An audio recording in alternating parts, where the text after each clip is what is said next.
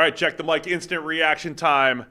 We just watched the Detroit Lions win 44-30 over the Dallas Cowboys. Lions moved to 8-5, saved their playoff chances, and Cowboys, with the loss, down to single-digit percentage chance to make the playoffs. We talked about this being a high-leverage game, especially for Detroit.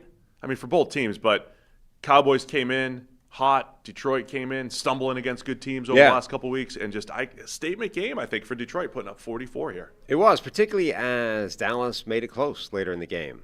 It looked like the Lions, I think, were going to be, pretty much in charge of this game the whole way. And then late on, Dallas threatened to make it a game, threatened to make it close. Detroit had a drive that started off like they were going to try and just chew clock and, see it out, went run. They didn't really get anywhere, and then picked up a key third down.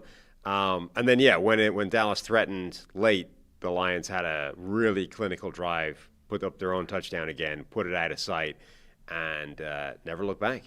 Second straight week, I feel like Detroit, early on, the pass rush was getting there. Jared Goff got hit on like 5 out of his first, not just hit, but taken to the turf on 5 out of his first 6 dropbacks. Felt similar to the Packers game with the pass rush. They were feeling it, but then they made some adjustments. Got the ball to Jameson Williams for 96 yards on 7 catches, and then that big question coming into the game, Amon-Ra St. Brown, was he going to be able to play? Ankle injury just a week ago, last Thursday on Thanksgiving, was supposed to be a 1 to 2 week injury. He gets out there and looks really good, and then has the 37-yarder in a key time when the Lions were supposed to be running clock, and eventually scored again. But a huge play there for St. Brown, and then, of course, Jahmyr Gibbs, 3 rushing touchdowns, just 12 carries for 43, but you saw him and his big playability, even though it was in the red zone, so it didn't show up with a ton of yardage, but the 3 touchdowns. And he got a ton of yardage through the air as well. Right. I mean, they spread the ball around in the air. It went to those 3 playmakers, Jahmyr Gibbs, Jameson Williams, Amon-Ra St. Brown. Those guys all had significant yardage through the air, plus what they were doing on the ground. Yeah, I mean, the Lions have playmakers, and they're able to go to those guys when they need them. Isaac Tisla always catches touchdowns. The other guys are just explosive playmakers. Jameson Williams had that big crossing route over the middle when they needed a big play. Really impressive performance from the Lions offense. You said during the game maybe that Dallas defense actually isn't as fixed as it looked. The secondary got really ripped to pieces. Siobhan Revel got torn apart a little bit. A couple other guys had rough outings as well. Yeah, the defense, it still has a level. Like early in the game, like you said, the defensive line was doing some stuff. Quinnen Williams was making some plays. Like they were causing problems. And then as the game wore on, they just couldn't hang with Detroit. Yeah, it was. Look, the whole time, I was believing that Dallas was at least better than they were earlier in the year defensively. Yeah. That Quinnen Williams had made an impact. That some of those returning players had made an impact. Revel definitely had a rough game. And, he's a rookie third-rounder coming off of an injury. We got a tugboat out there now? Who knows what that is? There was some issues for Dallas on the back end. And, look, I said on the show earlier today, were they good against Kansas City? Not really. Right. They gave it up early and late, and they had a little stretch where they forced a few punts against Kansas City, but still wasn't a great game for that defense. But I just think Detroit, back against the wall, all their offensive line, 3/5 of their offensive line playing injured. Yeah. All of the issues that they've had on the interior this year. David Montgomery, by the way, only had 6 carries, but every time he came in, he was creating big plays. He had a 35-yarder and a touchdown as well. But without Sam Laporta, injured St. Brown, but he was still able to make plays. They just feed Jameson Williams and then Gibbs out of the backfield and feed those playmakers, and that's what did it for him. Goff, by the way, also some huge throws in this game because he was facing some quick pressure, and he created just enough room on several throws, pinpoint to Jameson Williams over the middle, pinpoint deep outs and comebacks a couple times. I thought Goff played a really good game as well. He did. I mean, this is tough because it's one of those games where it's like it kind of went the way I was expecting it to go, so it's hard to be like, well, this is exactly what I thought would happen. But it felt like people were running away with this Cowboys resurgence thing. And it's like, look, ultimately the Lions are probably a more well-rounded, better football team overall, even with, some of the injuries that they were dealing with coming into the game. And poor old Brian Branch goes down again mid-game and has to go out. I think, so what I'm saying is I think people, like the fact that the Cowboys have won a couple of games and, suddenly look dangerous again, everyone was like, this is the team. The Lions are probably better and more likely to make that playoff appearance, let alone playoff run. I do think, though, the game changed when CeeDee Lamb basically KO'd himself on the turf and had to leave the game. I mean, he finished with 121 yards and didn't play half the game. Like, if CeeDee Lamb had stayed out there and they'd had Lamb, George Pickens, Ryan Flanoy had an amazing game. Poor guy was at the source of the play at the end that ended up getting intercepted and completely sealing the game. But like he did amazingly to pick up the slack. But like CeeDee Lamb was barbecuing DJ Reed early in the game. Pickens was as well. The whole thing seemed to change a bit when CeeDee Lamb went down. Yeah, I agree, man. I mean, if Dallas was going to be able to make the comeback, even with what Flournoy did, he had that wide open touchdown where Reed just kind of stopped playing. But yeah, having CeeDee Lamb and George Pickens, that's been the secret sauce for Dallas, especially there were several plays down the stretch where Aiden Hutchinson was getting instant pressure. Muhammad on the other side for Detroit. Like, they were starting to create some pressure, and Dak was doing everything he could to try to get some throws off, and he did, but eventually it was too much. But having CeeDee Lamb helps to offset that a little bit. The other, the biggest turning point for me was beginning of the second half. Like, Detroit's up 20-9. Dallas had to settle for some field goals. Was a second play from scrimmage, tipped pass, intercepted by Dak. And before you know it, it's Goff to Tesla. It's 27-9, and Detroit's got this 18-point lead. I never thought it was over at that point because of the way Dallas's offense plays. And, yeah, they kept getting back within a score. But, man, the turnovers deep in Detroit territory was the big turning point for me. Yeah, I mean, the turnovers generally are kind of the difference. I mean, the end one, whatever, Dallas is chasing the game, and that just sealed it. They just ended the game as opposed to, changing anything necessarily. But the two turnovers before that, I mean, those are huge. Like, the teams had about the same amount of yardage and general output, but Dallas turned the ball over a couple of times.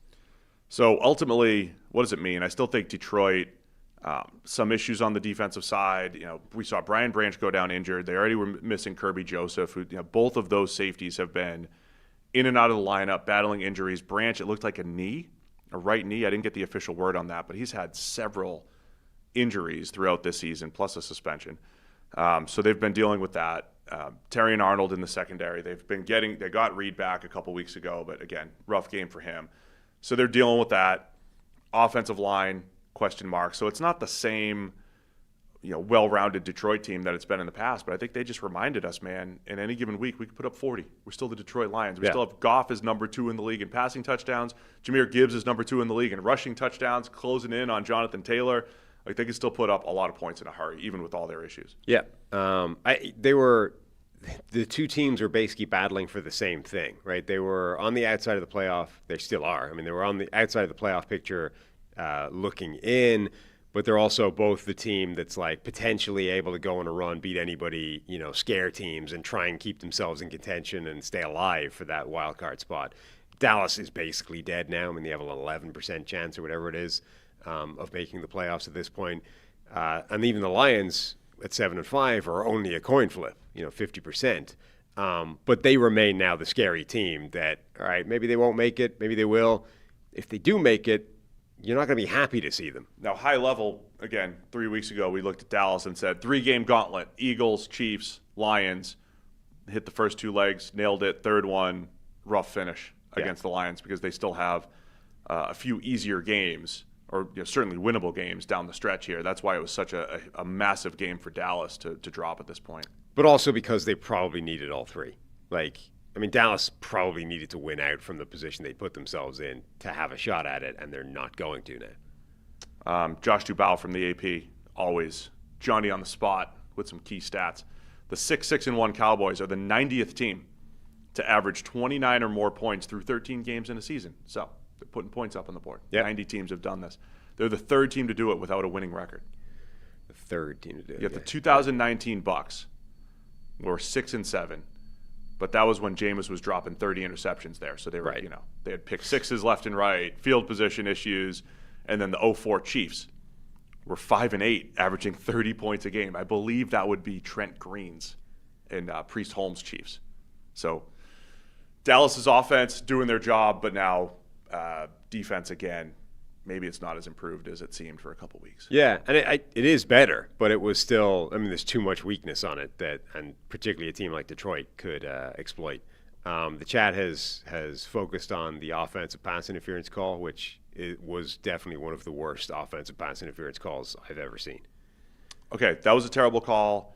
The no neutral zone infraction offside call. The refs were bad in Those this were game. really bad. Yeah. Was there another one in there too? There was the guy where Pickens is running a route and they call him offensive pass interference because the guy tried to run through. There were some awful awful calls. Very bad calls in this game. And as a just NFL fan that's sitting there, we're sitting there on the couch with all of our YouTube members just watching the game, having a good time.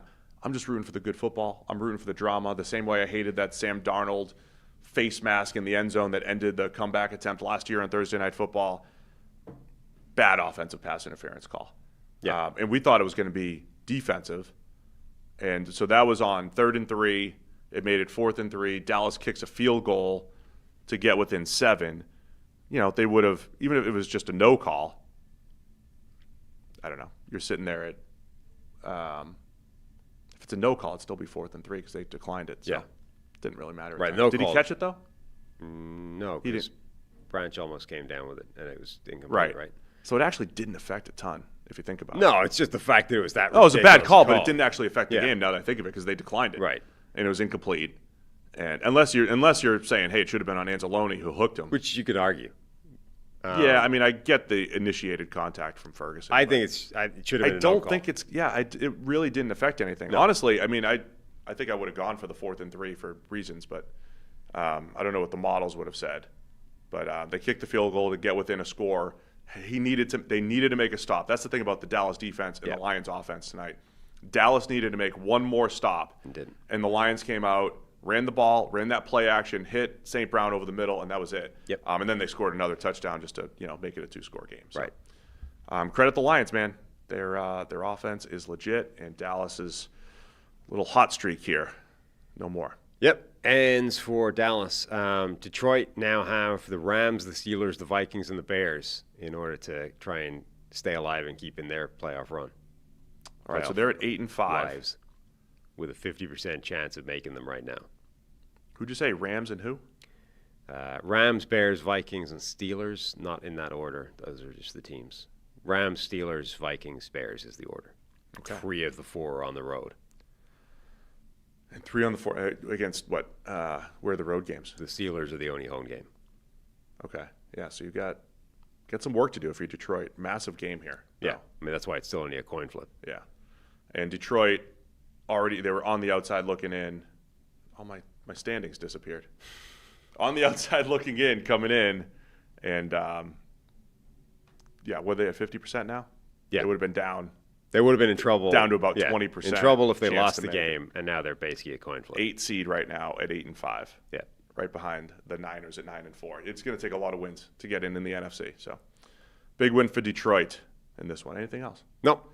Appreciate all the members who joined us. We did our watch along with everybody. Appreciate everybody that joined. Appreciate Harrison and Mohall gifting memberships so that we can have a few more people join.